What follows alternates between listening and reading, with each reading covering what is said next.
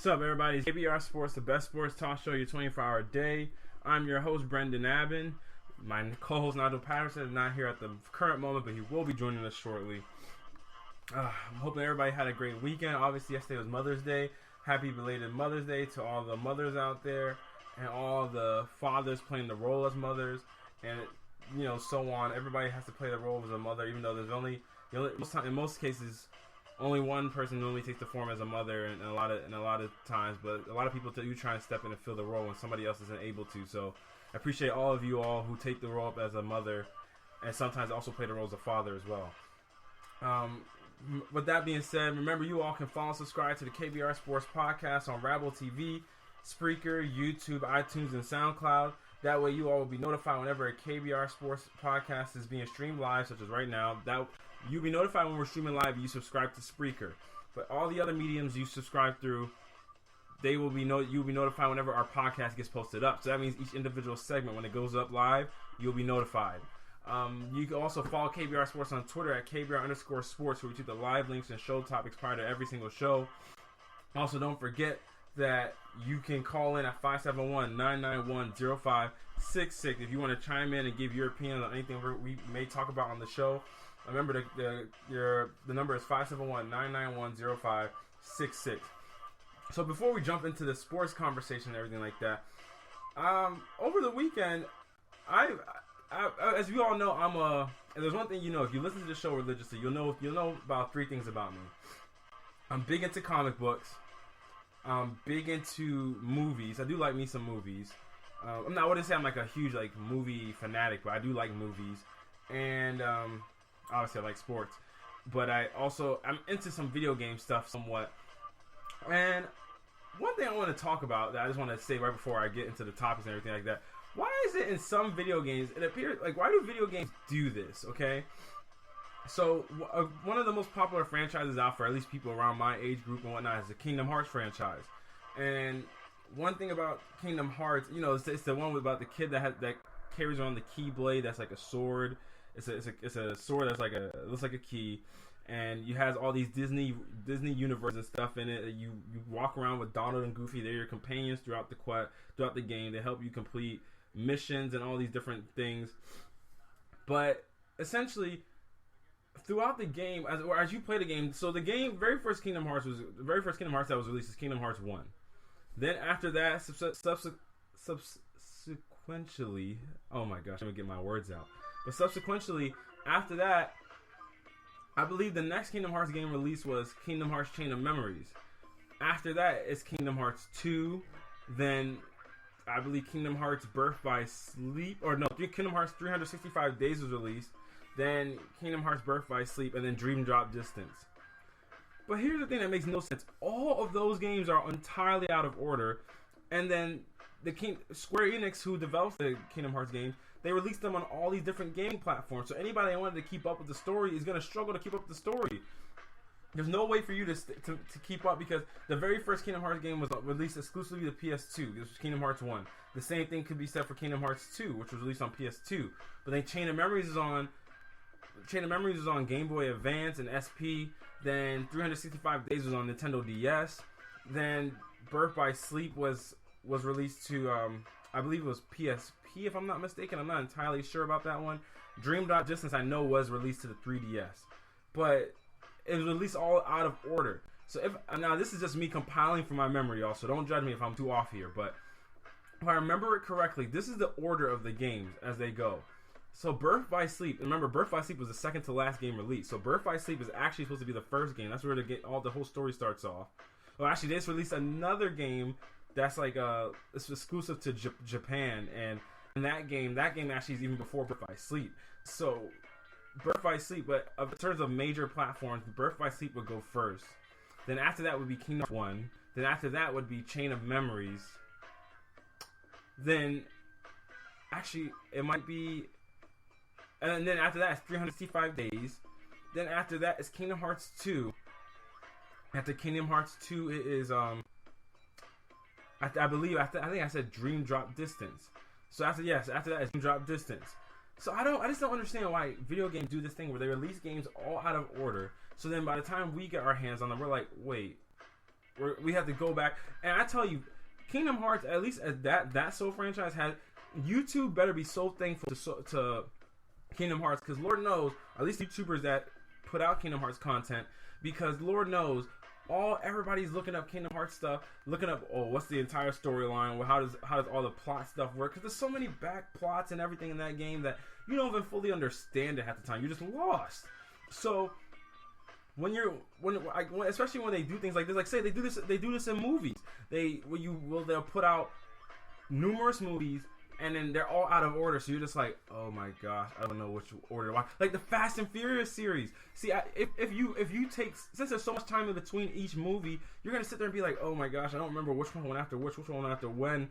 Like, when, I don't want to spoil anything, but when a certain character dies, I just don't want to spoil it. But when a certain character dies in the series, that character dies in like the third movie, right? In the third Fast and Furious movie, Tokyo Drifts. But then they don't actually get to the person who killed that person until about Fast 5 or Furious 6. So it's like, you're always sitting here, you're trying to compile. You feel like you have to go back and watch each movie in the correct order it's supposed to go in order to actually understand everything that's going on. It's such a struggle sometimes. So I just wanted to talk about that a little bit. I'll probably touch on it a little bit with Nigel too when he gets here. And also for the little comic book fact though, let me see, what should it be today? Okay, got one for you all. So when Barry Allen, Barry Allen being the Flash, when Barry Allen disappears into Infinite Crisis, who takes over the mantle as the Flash for him? Is it Wally West, Bart Allen, or Jay Garrick? Remember, you all can comment on the KBR Sports podcast in order to give your answer. And also, you can tweet us at KBR_sports. We'll read your comment live during the show. And then we'll also, or you also can call in at 571-991-0566 to give your answer to this question. Remember, the question is, when Barry Allen disappears in Infinite Crisis on Infinite Earths, which Flash is the one that steps in to replace him? Is it Wally West? Is it Bart Allen? Or is it Jay Garrick? Okay, so remember, you guys can give your answers using the various ways I just listed, okay? So let's jump in to our first topic, which will be a reflection off of yesterday night's game involving the San Antonio Spurs and State Warriors. So it seemed like there was a point in this game where everybody was like, "Man, San Antonio's about to come away with a win and Golden State. Now the series is about to be interesting." San Antonio was up 25 points with about 7 minutes left to go, and then the play happens. What is the play you may be asking of? The play I'm actually referring to is when Kawhi Leonard is going up for a jumper on the wing near the corner, right next to the Spurs bench, and he just so happens to be undercut by Zaza Pachulia. You can say what you want to. He was taken out by Zaza Pachulia. Don't miss no words on here. Oh. Go ahead. Assassination attempt. But he pretty much was undercut by Zaza. And a lot of what the conversation of today has been, was it a dirty play or was it not a dirty play? But we're going to kind of just put a different angle on it. Because we don't want to be just like everybody else asking the same question in sports media, even though we are going to ask that question. Yeah, exactly. But I want to also ask a different question. So, Nigel, does Kawhi Leonard's injury make it more likely that the Spurs will be swept? Yeah. I only win one game. You don't have to win one game? Yeah. I had them win the game one. Uh-huh. Essentially, that was going to be that one game that they were going to win, and then they were going to just get whatever after that. Whatever game they won, they were just going to lose the rest of them. Really? I had them losing in 5. Really? Yeah. So if they would have won game one, you don't think they would have won any other game? No. Wow. No, absolutely not. So now you see them getting swept. Yeah, they're going to get swept. Wow. That's harsh, man. Why you see them getting swept? They can defend. They can defend Houston. So I'm just gonna say that they can't defend Golden State. But they were doing a good job of it. They did a good job in the first game. Don't get me wrong, but I mean, to be fair, San Antonio has been up 20 points plus on them before and lost the game. They have been, but they lost by. It's not like they lost by 2. They lost by 2, yeah. So it's like if Kawhi Leonard, if Kawhi plays, he probably wins. They probably do win. He was plus 21 when he was on the court. So it's like he was playing great defense. He's playing well offensively. He was. So if you only lose by 2 points, I'm pretty sure Kawhi could have given you 4 more down the stretch. You know, they can go cold. They did go cold. That's the problem. Kawhi could have Golden State won an 18-0 run. I mean, but Kawhi at least gets them into their offense. They would have generated 4 more points with Kawhi Leonard on the court. 4 more points. That's all they needed. 3 more points. Paul George allowed Cleveland to come back. Paul George is not Kawhi Leonard. He used to be. Yeah. Why are you? You really be pulling for Paul George even though you don't like Paul George. I never said I didn't like Paul George.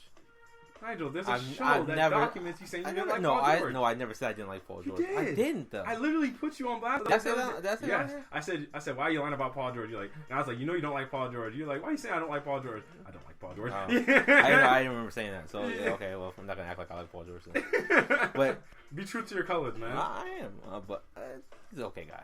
But I mean, comebacks happen. He was on the court when they came back before. Yeah, but he was there to weather each run they made because they would cut it down to 18. Then he would get a bucket to put it back to 20. So it's never like they were getting out of hand with their scoring. He was always there to weather the storm. Okay. But when you don't have a guy like that there to weather the storm at all, it's like you wonder about, oh man, how are these guys gonna outlast Golden State, especially because I feel like everybody and I do feel as though, because think about what other team in NBA history have we really sat there and thought that when it's an 18-point game you're like, oh, they're gonna come back. Like other team has really been like that. Last year's Warriors. Huh? Last year's Warriors. Golden State. The same core. But essentially whenever these guys are down, you always are like, man, there's a chance they're gonna come back. The reason why? They just score in bunches, and when they do it with just such efficiency and so fast. Like I think I watched that lead go down in about 4 minutes after Kawhi Leonard went out. So I was like, stop. After Kawhi Leonard went out. So after seeing that, one second. Do you think they're gonna get swept? You answer the question. Is Kawhi playing this game? No, he's not playing game 2. I heard he's been changed to doubtful now. He's not playing game 2. Yeah, I don't think they want to chance his injury. Did they get swept? I give him one game. I gotta give him one game. Nope. I believe if they would have won this game, would have went to 6. I really believe they would have won this game. Would have went to 6. 5. So you only have 5. We're going 5. I just can't believe they won't win one game in San Antonio. One game in San Antonio? No. Oh my gosh, I can't believe that. Okay, so moving on to the next question, the next part of this question. Do you think Zaza did it on purpose? Purpose. It was all right. I think. Okay, no, hold on a second. I feel like it was like this. He put himself in a position where it's like, if Kawhi happens to come down right here, oh, that's too bad for Kawhi. But what can you do? If he doesn't land on, it's like, oh, well, I defend the shot. So it was on purpose. I don't say purpose, but you literally yeah. Kind of purpose. Yeah, I guess kind of purpose. Yeah, like I don't know. I want to say like it was like it's super intentional. Like he was like, I'm gonna put my foot right here. Kawhi's gonna land. He's gonna be out for the rest of the game. But the way you're describing it sounds like it was totally on purpose. It kind of was on purpose. I know you don't want to say it's on purpose because that implicates he's a dirty player. Oh, he's a dirty player. I'll say that part. But okay. Yeah, I mean, it's not like he doesn't have a history. I mean, so he's a dirty so player. why won't you say that this play is just on purpose? Because it is one of those things that happens in it's like the Kelly Olynyk play. Mm-hmm. Everybody arm bars. Everybody does he that. Yanked. That's the. Do you think you feel like that was super intentional? And guess who the last person was in an armbar like situation? Zaza and Kawhi Leonard when he almost tore Kawhi's arm out of his socket. Draymond took down Steven Adams last playoffs. I mean, it's a but he wasn't gonna rip his arm out of his socket. He pulled him down. No, but you know how you have just different angles that you can tell. Oh, he's gonna rip his arm out of his socket.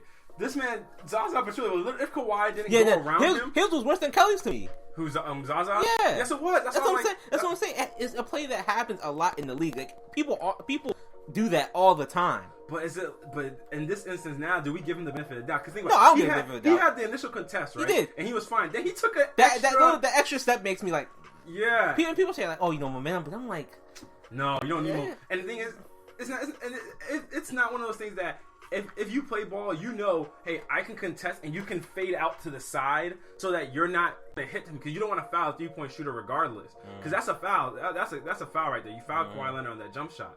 So people know that even when you leave your feet, you fade off to the side so you avoid making body contact with the 3-point shooter. He took an extra scoot and then like slid his foot under him. Extra scoot makes me. That's the part that makes me. And sometimes guys want to touch your body and let you know, I got body contact on you. Like, I'm gonna touch up on you whenever you shoot a foul or a 3-pointer or whatever, a jump shot. But he it was unnecessary. The extra scoot he took, and it's just like you went all into his airspace. And he couldn't land.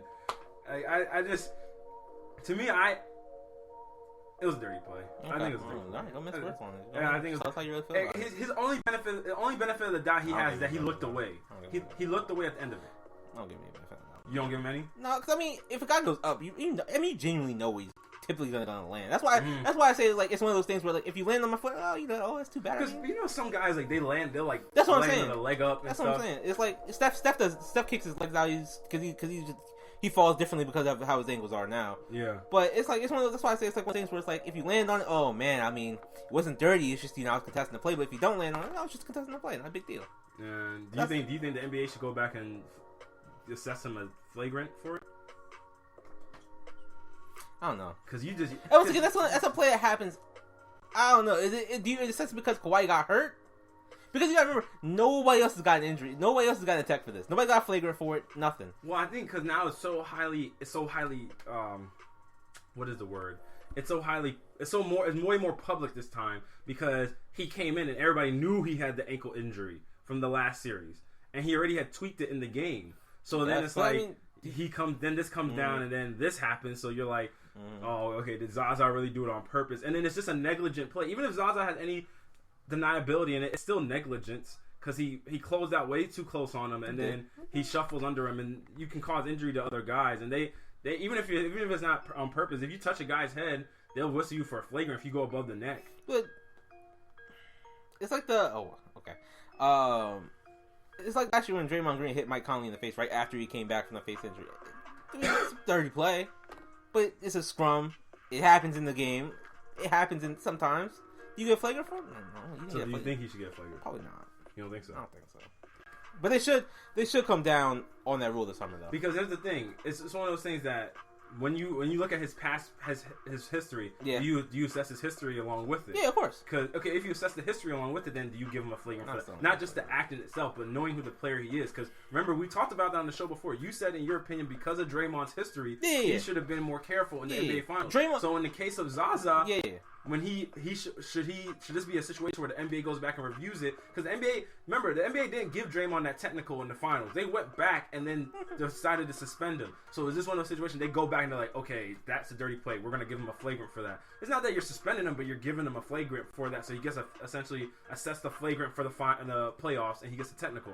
No, I still don't think so. Because again, it's a play that happens. Draymond's wasn't a play that happens all the time. It was.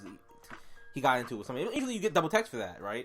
Mm-hmm. And that's what happened. They got a double text. No, nobody. LeBron, none of them got assess text. LeBron the only one.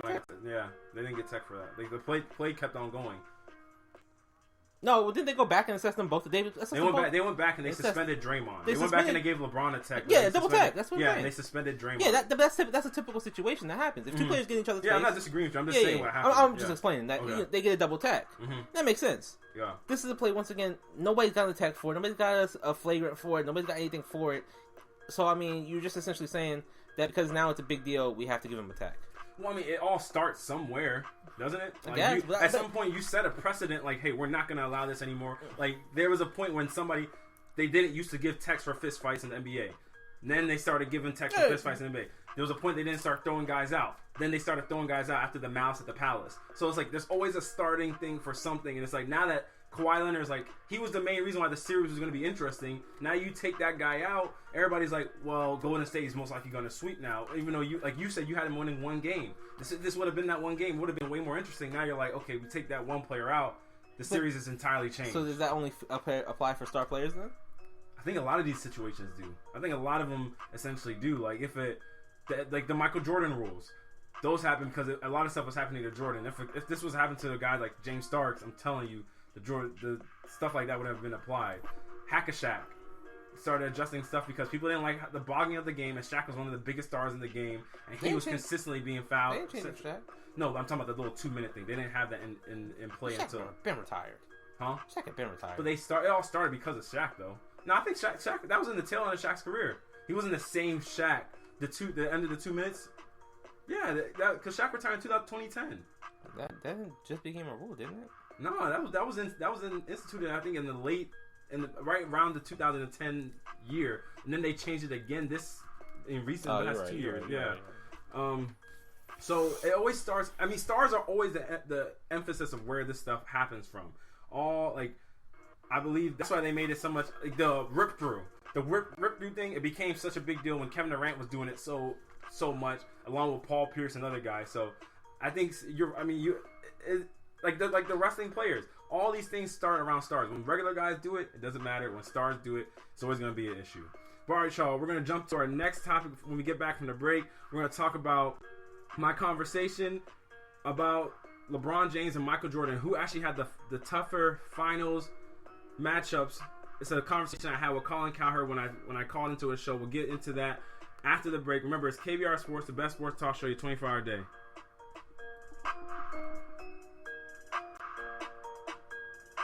And don't forget, after 20 to 30 seconds, when the live link disappears, refresh the page, and we should be back there for you guys to tune into. It's KBR Sports.